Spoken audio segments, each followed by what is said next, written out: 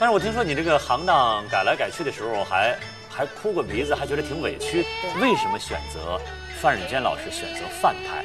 我听到过一件事儿，这件事儿让我很感动啊，是拿命来逞强。事隔这么多年了，怎么去看当初的这件事儿？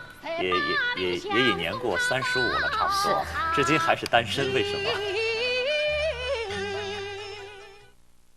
观众朋友，以柔情蜜意的才子佳人戏见长的越剧舞台上，有一位别具英武阳刚之美的女小生，很多的戏迷都说她是越剧舞台上的霸王，理由有3：一，她在台下呢为人非常的谦逊，但是到了台上就透出了一股霸气；第二一点，都说文无第一，武无第二，若论武戏，可以这样讲，在当今的越剧舞台上，没有人跟她争这个第一；第三，他在新编戏《虞美人》里扮演过霸王，无论这个戏的成败，他都是现代越剧舞台上的第一个霸王。难怪很多戏迷都说他就是越剧舞台上的霸王。那么，这个越剧舞台上的霸王到底是个什么样呢？我们先来了解一下。一边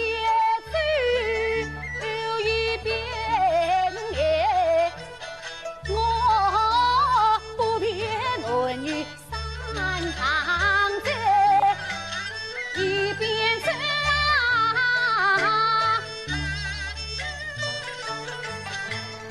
一边走，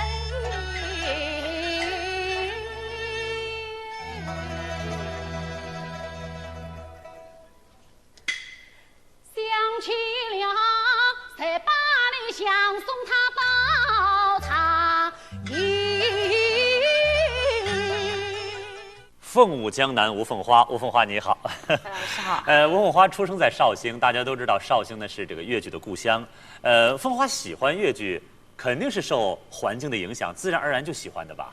对，因为我觉得绍兴是越剧的发源地，而且我也是受着家庭的熏陶，因为我妈是戏迷。我妈是江苏的知青，是戏迷，她喜欢看，但是她不会唱。那么我从小也就是当时受条件的限制，也就抱着一个收音机。当时越剧应该说非常的红火，从田就村头的喇叭，还是从收音机播放的越剧的频率很高。那就是听。在我概念当中，我非常喜欢文艺，就说当时没有像现在概念这么清楚，我就喜欢唱。我妈说是我疯子。每天放学回家，打完猪草，我姐在打理，我就抱着收音机听。是这样。应该说是耳濡目染熏陶出来的。是也肯定有。提到吴凤花呢，新民朋友都知道这是一位当红的越剧女小生了。但是我听说，最早其实吴凤花还学过花旦。其实白老师说到最初我是学老生的。最初还学过老生。是。刚戏校的时候我学的是老生，老生学了1年半。那么后来是同学当中明显个儿长高，我长得慢。他觉得还比较纤细。就1年半以后，我学了8个月的花旦。差不多到2年半以后，也是一次偶然的机会才改了小生。但是我听说你这个行当改来改去的时候还哭过鼻子，还觉得挺委屈的。我很爱哭。为什么呢？到现在还很爱哭。在家里，因为我可能是个性吧，那么脆弱呀？不会吧？台下应该说还是比较脆弱的，比较脆弱，爱哭。你最想唱的是哪个行当？现在回过头来，我觉得老师的决定没有错。当时来说着急哭，我觉得是急。因为像吴思英、陈飞这一波同学进去，他们都是沿着一个行当在学，那我调到东调到西，就肯定有那么转来转去摸不着头脑的几个月，而且心理上也觉得我可能会掉队，我可能会被3年之后我可能会被学校辞退，很着急，因为我觉得能够走进戏校，父母也是有寄托在那里。那我也总希望自己既然走进校门，不希望再重新跨出校门，希望成为走进自己梦想当中的一个学校，或者说我希望再次走上我梦想中的舞台。我不希望这样，所以说着急的哭，回到家里还是会哭。是的，其实听得出来，凤花在很小的时候心里还是挺要强的，啊。大家也都知道呢，你是范瑞娟老师非常得意的一个学生，但是其实你的嗓音并不是十分像你的老师。对。为什么选择范瑞娟老师选择范派？当时出于什么样的考虑？当时来说，我初改小生学的是陆锦花老师的陆派，也排过醉公主啊，我们创作的包括《劈山救母》，刚开始我也是唱陆派，《白蛇传》。后来是87年，因为我觉得当时陆老师在美国。那作为一个学生来说，总希望在老师身边。尽管说上海跟绍兴还是有一段距离，老师在身边的话，能多学到点东西。那么。老师对学生每一个成长的过程，他会非常的关注。毕竟就像家里孩子跟家长一样。当时我觉得从这一方面考虑，那么团长也是觉得而且我知道范老师这个为人师表，他台上塑造的舞台形象对我是印象很深。当时我没有像现在这么理解。老师，或者说我这么对老师，我们师生之间有一种特殊的情缘之后，让我悟到我的选择没有错。当时就考虑到陆老师在美国，所以说改的。但是这么多年下来，就87年下来到现在，我觉得师生之间这种情缘，可以说无时不刻。在提醒我的抉择没有错。老师的我团领导的选择更加没有错。吴凤花非常喜欢一句话，就是生命在于运动。人们一直认为由青年女性扮演须眉男儿有无法逾越的生理界限，她却敢于另辟新途，利用武功探索越剧的潜力。1984年，她拜著名越剧表演艺术家范瑞娟为师，她的刻苦和灵性深得老师的偏爱。他的努力啦，与众不同。比方6点半早晨练功，他5点钟就起来练了。人家晚上睡觉了，他他练功练暗功，是吧？是白天晚上啊，分分秒秒啊，他站得比较近。他那个有一次演杨宗保，他穿的高靴，有个铁条啊，铁条靠在脚背上啊，那个脚肿了。那我一看，哎呀，今天这个靴子怎么穿得进去啊？哎，穿上去了，照样是翻，照样是挡。我眼了，我说这个演员很硬啊，很硬的，很是吧？很硬得起，是吧？这一个感觉，他是从拼搏到拼命。假如没有爱乐的事业，没有那个事业心，没有责任心啊，他是不会演出来的，是吧？团长叫他不要演了，是吧？他说我要对观众负责，我不能在武汉观众面前出洋相。从1987年拜范瑞娟老师到现在快20年了。对。我们说，演戏做人这是相辅相成的，这可能也是老师留给自己的最大的财富。我觉得，我想先生老祖宗在那个给我们见面第一句话，他觉得你要演好戏，首先就得做好人。要学艺先树人，他是对每一个学生，因为他从他舞台上和生活中的给我们学生塑造的老师的形象，我觉得他很注意，非常细微的事情都很注意。就打一个小小的比方，按理说他应该打的，就是有时候到越剧院去，或者说陪他到医院去，他就喜欢坐公车，公交车。那么上公交车，我扶着他上去，他每看到就有一个老人站着的时候，他肯定会让座。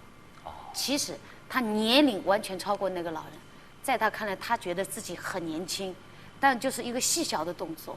我觉得，在我的印象当中，只要是我坐公车的时候，我都会浮现出老师这一个小小的一个动作。但是作为一个老艺术家，他在生活当中言行举止当中这么细小的事情都能够注意到他自身的形象，可想而知对我们年轻一代的影响有多大。是的，说到吴凤花从范瑞娟老师那儿汲取的营养，我听到过一件事儿，这件事儿让我很感动。我看过这个资料，我记不得是哪一年了，就是吴凤花在武汉演出。在台上骨折还坚持演出，这是哪年？1998年的事儿。你知道我当初听到这个事儿的时候，我想起了昔日的京剧大师盖叫天，当时也是腿骨断了以后，坚持演出。这种可以说是为艺术献身的，是一种精神。但是用医生的话来讲，是拿命来逞强。事隔这么多年了，怎么去看当初的这件事儿？首先来说，我当时的坚持演出，我很简单。我希望，既然在台上出了意外，或者说给我这次演出造成遗憾，我希望把那个意外和遗憾弥补到最低限度。这是一点。第二，我觉得也确实是来自于观众的动力。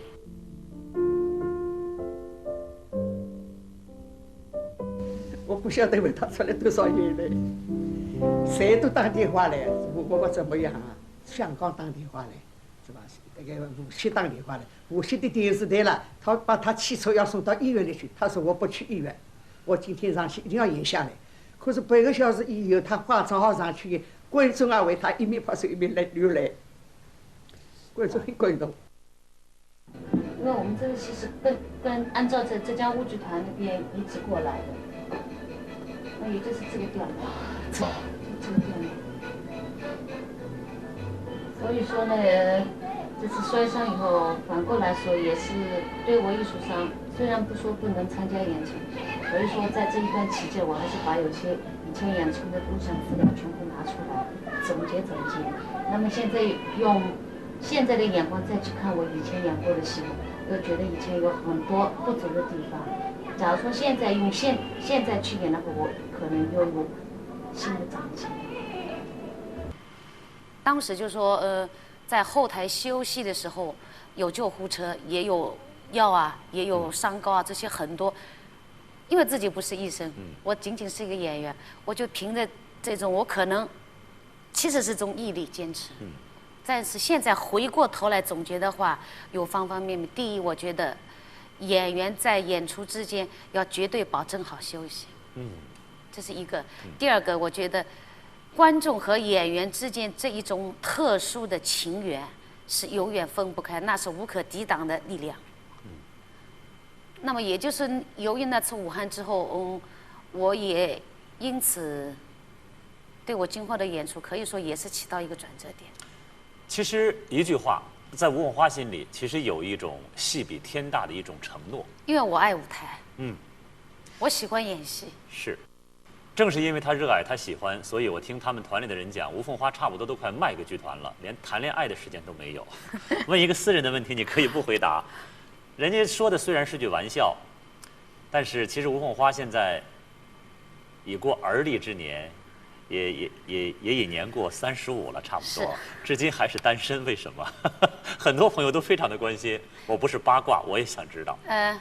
我觉得我之所以到现在还是单身贵族，我觉得有一个特殊的原因，因为当时来说，我们团里两个花旦吴思英跟陈飞相继怀，我98年摔伤以后，那么他们两个人身上也就是说经历了人生的一个转折点，结婚了。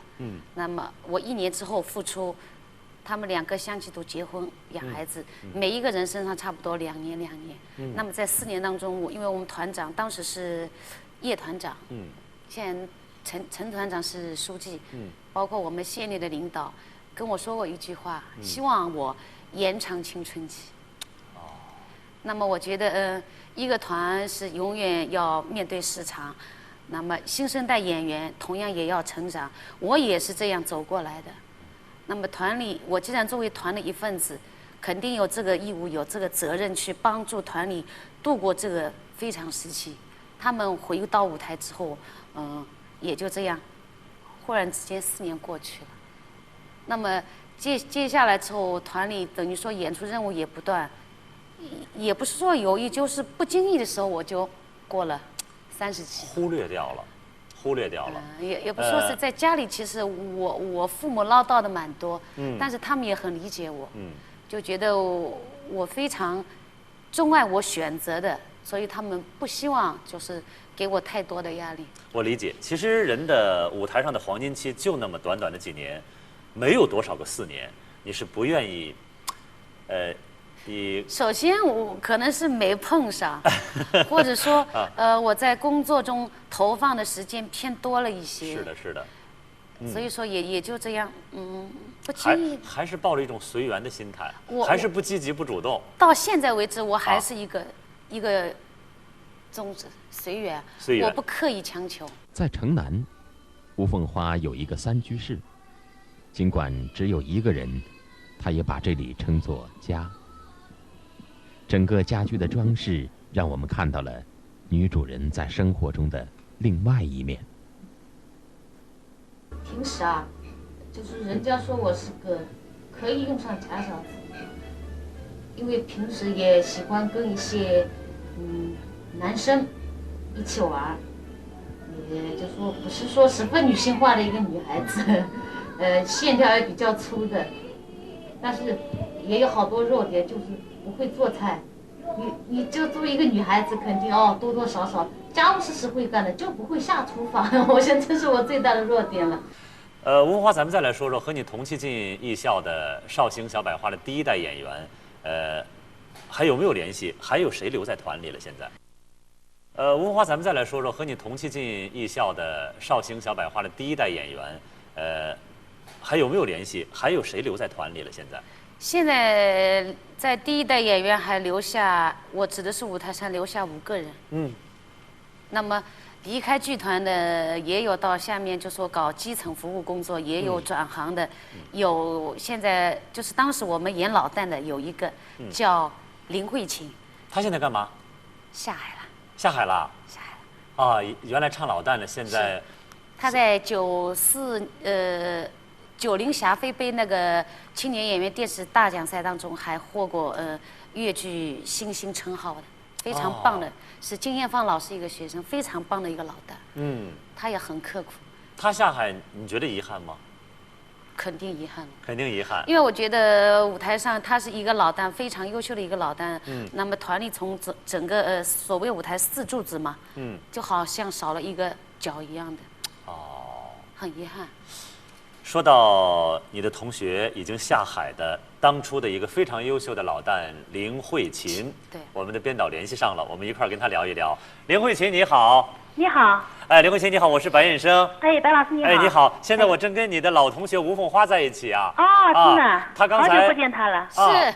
你们好久没联系了吗？对，好久没联系了。好久没联系了。对。你还看吴凤花的戏吗？看。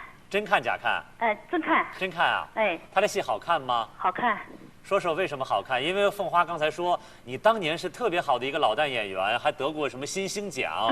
结果我问他，我说他离开你遗憾吗？吴凤花说我觉得很遗憾。你自己今天回想一下，你遗憾吗？怎么说呢？应该来说也有遗憾吧。也有遗憾。毕竟的话，就说曾经也付出了很多哈。是的。然后就是对这份事业的话，其实我也是很热爱。那么也就是也有种种原因啊。那么所以就是也当初就离开了。跟我们说说你看吴凤花的戏的感受。我主要就是说，我觉得就是说我们粤剧当中哈，就是像他这样的扮相，就说舞台上面像他这样的扮相，就方方面面，我觉得哈，那么唱腔上面、表演上面啊，那么就是说从特别就在扮相上面，那么这样的小生也是应该是说几乎也是很少的了。是的，是的。那么吴凤花呢，就是我跟他反正是因为。我比他进团是晚1年半，一年半。那么这个进去以后，我觉得他平时的刻苦练习啊，包括就是说我进去的时候，当时他还是演老生，然后就从老生再换到小生，又从换到花旦，然后就是花旦也给到那个小生组，这样一关一关的过来啊。那么我觉得也是很不容易。然后就是说他特别就是说改成小生以后，他成功了。那么这样的话，其实他跟他整个刻苦练习，就是说这个经历是分不开的。林慧琴，你俩当初合作过吗？当初就是他演小生的时候，他演林昭德，我给他跑龙套。真的？真的吗？我演的是中军。当初吴凤花还给你跑龙套呢。是中军。那个林慧琴对吴凤花还有一些什么祝愿吗？我祝愿他就是在事业上就是更加的飞黄腾达啊。那么我相信他就是说在这个舞台上面啊，他是希望他能成为一个最好的一个小生演员。好的，在这儿呢，我们也祝愿林慧琴你的生意做的也是最好的，好不好？哎，好，谢谢啊。好的，谢谢林慧琴。好，谢谢，谢谢好，再见。再见。这是当年的老同学。是啊。在当初在戏校的时候，那个时候他比你高。他演小生的。他演小生。唱 B 派的。哦。那么陈飞当时是唱7派的。所以我给他配的是中剧。我是给他跑龙套的。你的很多朋友看你在舞台上演戏呢，都特别心疼。为什么呢？首先是年纪轻轻落了一身的伤，再有呢，因为自己是油彩过敏嘛，这个脸面是特别重要的事儿。现在好像基本上能够适应过来，我不化妆，我敢出门。谁也没说你不敢出门呢。因为我想，爱美之心人皆有之吧，尤其是作为一个女孩子来说，总希望自己漂漂亮亮的。但是这个脸就说，青一块紫一块的出去。当时就说我出门我非得化妆，但是其实这是恶性循环。有时候也会出笑话，比如说到农村演出，别人说我是演包公的也有啊。真的。别人说呢，这个人好像跟人打架过一样，这种笑话很多。但是现在我基本上适应过来，我觉得这是职业病。我把它理解成职业病。至少说它还没有影响到我舞台上。台下我现在心里能适应过来了。早几年我不适应，我很怕丑。他出去就觉得很丑，或者说戴眼镜啊，或者戴个帽子啊，就是要化个妆出门。现在我基本上能适应过来，反正现在也是2点一线，在家一个就是上班，反正有单位大巴，很少也很少出去逛街，也不是说很多机会跟社会大众那个生活中接触不是很多。但我觉得现在好像因为首先最主要还没有影响到舞台上。舞台上，因为现在化妆品或者我自己在业余的时间，我懂去学习一些怎么样保护皮肤啊，自己会饮食方面注意一些，基本上稳定。芳华，你知道吗？其实一个人越是这样的内敛，越是这样的低调，喜欢你的观众就越是紧紧相随。不客气的讲，别人说我的丑他们接受了。不丑，真的不丑。接受了。我在这儿看的是最清楚，咱们是最近距离的接触。吴凤花真的很漂亮啊。我们说现在吴凤花几乎是粤剧界最具票房号召力的一个明星，这一点我感受得到。在上海几次演出，吴凤花一上场，每当我们报出吴凤花名字的时候，上海的观众总是报以最热情的掌声，甚至超过了当地很多的演员。并且我还知道吴凤花从艺以来的第一个个人艺术专场，不是在绍兴，而是上海为你举办的。我相信吴凤花可能有足够的条件、足够的资本到更广大的天地里去发展，为什么选择在少白坚持不动？首先，我觉得少白目前3个1级演员都没有离开少白，这是一种特殊的情缘。这是第一。第二呢，我觉得只要是你在这一块土壤里面辛勤的耕作，你走到哪里都会有给你同样的回报。我的感觉。第3点，机会吧，应该说也确实不少。因为我听说过，不管是上海、杭州、宁波等很多地方，都向你伸出了橄榄枝。但是我现在回过头来，我觉得目前来说，整个机制非常灵活，你没有必要一定说要调到哪个团。现在完全可以用比较灵活的市场操作，可以合作。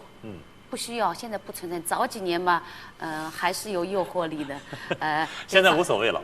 对方会给你怎么样一个条件？但是我觉得现在回过头来，应该说走到哪里，你只要去用同样的心血付出，还是会给你相对的回报。提到粤剧，在上海和浙江，这是2个大本营了。是。跟上海的演员合作多吗？不少。不少。对。都跟谁合作过？有单养平、方雅芬、王志平、陈莹，这都是很棒的演员。张咏梅。应该也不少了。你说到单养平是在这个《虞美人》里，他演的虞姬，你演的霸王。是。我们连线到了单养平，咱们听听单养平怎么说，好不好？单养平你好。喂。哎，单养平吗？哎，叶生老师你好。哎，你好，单养平。哎你在上海现在是吧？啊，我在上海。哦，在上海啊。啊。我知道这个越剧的新编戏《虞美人》呢，你是跟这个吴凤花合作的。啊，对对对。你演的是虞姬，凤花演的是霸王。对对。谈谈对于凤花的印象。凤花在你眼里是个什么样的人呢？吴凤花，她应该说是我们现在那个越剧小生里面比较我也是比较喜欢的一个小生。我觉得她在舞台上比较英武，比较阳刚。所以我在那个排这个戏的时候，我就早就等于说是有意想跟吴凤华合作。那么通过这次合作，合作下来，我们应该说是很愉快的一次合作。吴凤华也是很执着、很认真的一个人。我们在那个过程里面，一个是我们那个友谊。大家在私底下也是比较合作。一个是在舞台上，我们应该说也配合的也蛮默契的，因为在舞台上我们是第一次合作。其实单养平你知道吗？因为越剧大伙都清楚是一个唯美的剧种，我觉得从这个单养平身上体现的这一点特别明显，因为单养平就是长得也非常漂亮，也特别像她的师傅王文娟老师。以这样的一种形象跟吴凤花合作，我觉得也特别合适，因为吴凤花呢是很有这个阳刚之气的一个女小生。这样你们俩在舞台上呈现了一种错落的一种审美的感觉，观众看了可能也非常过瘾。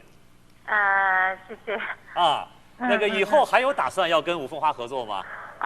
我想通过这次合作以后，我想我们应该还会有第二次合作。对吴凤花有什么祝愿吗？单养平？希望她也能够在舞台上创作更光彩的人物吧。我们也把同样的祝福送给你，好不好？好的，单养平，那好了，我们就先连线到这儿，谢谢你啊。谢谢。好，谢谢，好，再见。吴凤花对单养平怎么看？表面上应该说她看上去是一个很文弱的一个女生的形象。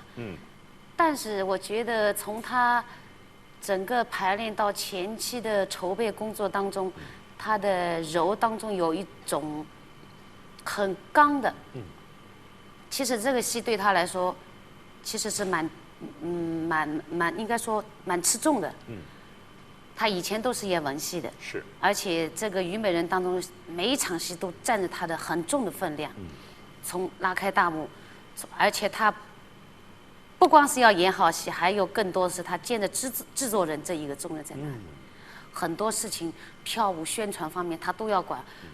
我有时候会想不到，她怎么搞像跟一头猛牛一样的，老是往前冲，真的想不到。因为我在我的平时的在没跟她正式过多接触之前，我觉得她肯定是一个很会撒娇的，或者说很谦虚的一个女生形象。我对单养平的表面上的印象，我觉得她跟的是个乖乖女的感觉。是其实她其实不是，她骨子里面很刚。她也平时生活当中换成我会掉泪，她绝对不是。其实是外柔内刚的一个。外柔内刚。是。而且在家里我看得出，她也是一个贤妻良母。她很顾家。把家里搞得井井有条，真的是贤妻良母。刚才吴凤花在说到单养平的时候，我觉得很温馨，说她既顾家，人呢虽然文弱，但是呢骨子里很刚强，并且也是一个贤妻良母。看着自己的好朋友，看着自己的一些好姐妹，都成家立业了，有没有想早点结束单身的生活，过一个属于女人的小日子？有计划吗？其实我很想有个家。很想有个家。是，但是只不过缘分没到。缘分没到。但是我希望一切随缘，包括我父母对我孩子的，我在家是老二嘛，对我老二的希望也好，同样单位领导、各界领导，包括这些梨园姐妹，希望我也拥有一份自己的快乐，就说能够找到一个有倾诉或者说志同道合，能帮助你事业增光添彩的一个伴侣也好，我希望他是不影响我的事业。首先有一个前提是。我想不光是我，电视机前很多喜欢吴凤花的所有的戏迷朋友，恐怕在心底都怀着一份默默的祝愿。我们祝愿吴凤花的这个愿望早日实现，早日找到她的另一半啊！谢谢。说到吴凤花所在的绍兴小百花豫剧团呢，是以这个文武合演见长的。那么说到越剧呢，它又是一个讲究柔情唯美的这样一个剧种。于是就有人说了，要打你打得过京昆，打得过北方剧种吗？所以说，就老老实实的演才子佳人戏吧。为什么要做这样大的改变和探索呢？你听没听到过这样的说法？于是就有人说了，要打你打得过京昆，打得过北方剧种吗？所以说，就老老实实的演才子佳人戏吧。为什么要做这样大的改变和探索呢？你听没听到过这样的说法？很多。很多。伴着我成长走过来。啊。因为少白。当时建团时候就是坚持一个演文武戏的一个剧团，所以说在刚开始几年，从我们排练的剧目，还是从观众反馈给我们的意见是两种，一种是不要了，何苦自找麻烦，找岔子，就自己去找苦吃；第二就觉得可以尝试，也许能找到一条属于自己特色的一条路来，但是通过近20年来吧，今年小百花86年建团到现在，近20年来，说明我们的探索还是观众逐渐在认可，行家也给我们较高的一个肯定。我觉得戏曲是百家争鸣，我觉得我们应该也找到一条属于自己发展、属于适应自己生存土壤的一个空间。我觉得还是有生存力量在那儿。说得好，吴凤花在上个世纪90年代呢，你在这个《吴王悲歌》里演的吴王，给大伙儿留下了特别深的印象。于是那个时候就有人说吴凤花塑造的吴王呢，有一种别的越剧女小生身上没有的霸气。也巧了，到后来你演的《虞美人》里就演西楚霸王，可以说是现在越剧舞台上的第一个霸王的形象。你觉得从《虞美人》里的霸王和早些年演过的《吴王悲歌》里的吴王，这两个角色的差异在哪儿？首先来说，当时的吴王夫差，我们展现的是吴王另一个侧面，当然有他残暴好色、不理朝政，对这一方面的一个历史性对他这个人物的一个评价在里边，更多的是就是他渴求过正常人宁静的生活，他也需要一份情，而且是不希望是打打杀杀这个侧面。那么现在回过头来演这个霸王，首先我觉得那是94年，事隔12年。12年，我觉得通过12年的舞台实践，那我肯定会有所提高。那么这个本子来说，也是这次一个非常好的一个组合，3地剧团联合演出，有董科第大姐也一起加盟在演出。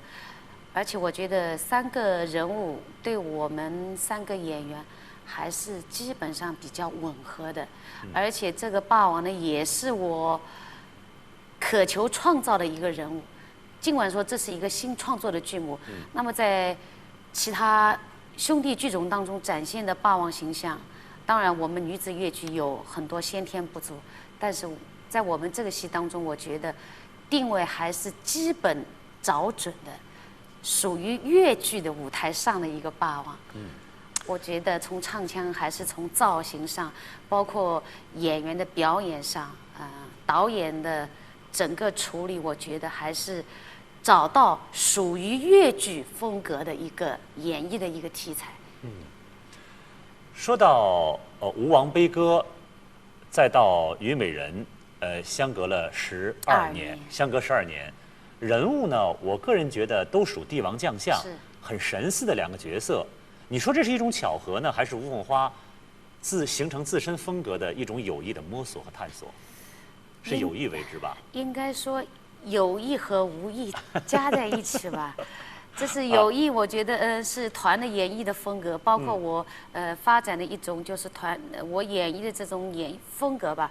别人把我定在武戏文言、文武戏这个小生行当当中，那么无意之中也就是这样沿途过来，包括我后面创作的几个马龙将军也好啊，包括越王勾践也好，这些都是属于那种帝王，属于舞台上比较阳刚见长的一些舞台形象。所以说我觉得是有意和无意之间。说得好。这么多年来，吴凤花在这个少白当仁不让的成了女主角。去年11月份，我们听到了一个消息。吴凤花艺术工作室在绍兴成立了。我想问的是，其实作为一个绝对的领衔主演，不愁没有人跟你演戏，也不愁没戏演，为什么要成立这样一个工作室，要操心那么多演戏之外的事儿？怎么想的？很多人会觉得可能是团里演不到戏，其实不是。我应该说，我演出机会、实践机会很多。我之所以要去成立工作室，第一点，我觉得目前政府对文化这一块相当重视。那么作为工作室来说，也是一个新兴的文化产业。我觉得，既然你选择了这个，你爱这个，你应该有这一份心去，或者说这一份勇气，你去尝试走市场。至于说市场给你这个风险大还是小，那就是要你在边学习边摸索一个过程当中。但又反过来说，我觉得我目前这个工作室来说，政府包括团领导对我是非常的关爱，他没有给我太多的压力。因为他希望我一步一步的走，不要步子跨得太大，而且我不是说成立工作室我和团是脱钩，我是跟剧团是上下级，我是团里一个艺术创作室，我还是站在舞台第一线。我希望今后政府给予的文化体制的政策倾斜也好，或者说我今后通过摸索，能适应这个多变的文化市场也好，但是我觉得机制肯定占着主导因素。我希望能够在这一次跨出一小步的同时，更多的是锻炼自己。以前是孩子，我现在慢慢要学做一个小大人。吴凤花说的特别的可爱啊！说到剧院团体的领导，今天呢，我们也连线到了咱们少柏艺术中心的主任陈锦高先生，我们来跟陈主任聊两句。陈主任你好。你好。你好，我是白燕生。你好，你好，你好。您对吴凤花的这个艺术工作室怎么看？跟我们说说好吗？吴凤花成立艺术工作室，应该说从我们团里来说，我们也是一种上市在那里啊。是我们现在是绍兴小百花艺术中心。那么吴凤花成立艺术工作室来说，对我们从我们县里的领导、市里的领导对这件事情呢，都非常的关注，也非常的关心与支持。那么我们团里理所当然的就是要支持吴凤花，这样能自己走出一条道路。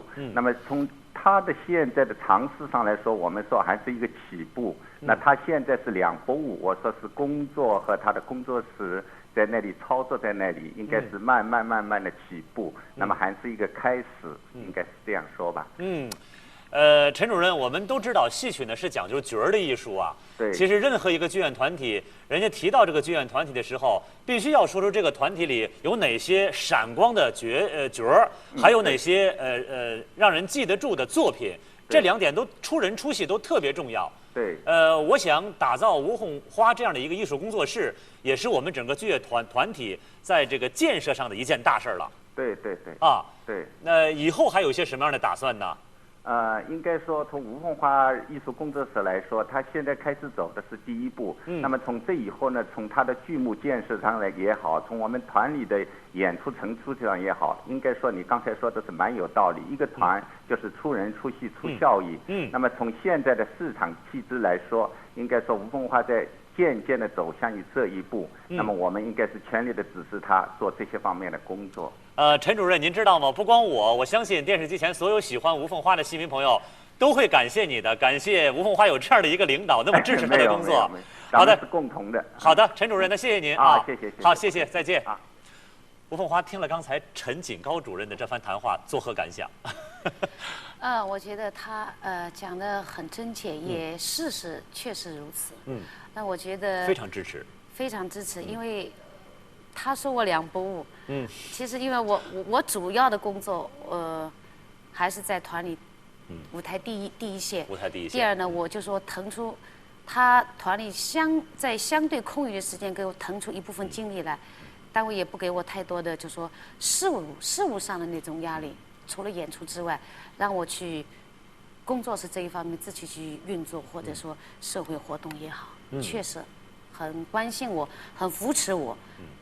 我觉得团里的同事吧，也只要我有工作室有活动，应该说是无私的。都很支持我。是我们能感觉到吴凤花的一种坦诚，确实也怀着一份对于剧院领导也好和同事的一种感激啊。今年是越剧100年，绍兴呢又是越剧的故乡。是。那么，身为越剧故乡的越剧人，对越剧的下一个100年有什么期许和打算吗？首先，我觉得越剧能够跨过100年，这是老前辈，应该说老一辈艺术家所创造的财富。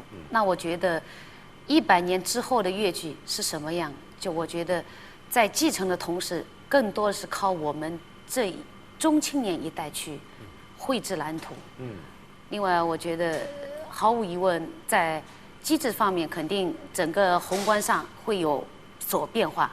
那么你要在变化的同时，你要去寻找你更好生存发挥点，这是最主要的。第二，演员其他没有什么，就是创作，就是演出。我希望100年之间所积累下来的越剧宝贵的财富，包括丰富的剧目、梁祝这些，都已经成为历史的见证，100年的历史的见证，包括近几年中青年一代他在创作摸索的一些创作性的新的题材也好，观众有认可，同时这是一个新创作的剧目，可能它有一个成长到成熟的一个，到最后观众完全认可，成为一个遗留下来一个好的作品，这是需要一个很长的一个磨练的一个过程。我希望在100年之后，工作室我自己工作室，包括我们团里，能够属于越剧风格，老观众也能接受它，同时更多的年轻观众更喜爱它的一些具有时代性的观众喜闻乐见的一个好的创作剧目出来，希望能够涌现出来。我觉得靠一个人的力量是不够的，而且我觉得可喜的是，这一波中青年演员他都很努力，都在寻求创作的空间，都在不管说他是成功还是失败，我觉得大家都很努力，心很齐，都在希望就说向前走。至于说这个走的路，你目前来说还是有所偏移也好，还是沿着正途在正常发展也好，我觉得这个都是很正常的，目标是一致的。希望越剧在戏曲的百花园中，它能够占领它一方特有的土壤。其实今天跟吴凤花聊天，我能感受到吴凤花身上透露出来的时代气息。确实，我们也祝愿吴凤花的每一个戏也都能跟上时代，跟上现代观众的一种审美。这期专访呢，我们起了个很好听的名字，叫《凤舞江南》，自然里面怀着一份祝愿，祝愿吴凤花呢能够誉满江南。其实我想在今天节目的最后，我们还应该怀着更大的祝愿，不光要誉满江南，将来通过吴凤花工作室的努力，将来吴凤花的名字会誉满神州，誉满华夏。我们真诚的祝愿吴凤花。好，谢谢吴凤花，谢谢，好，谢谢吴凤花，谢谢。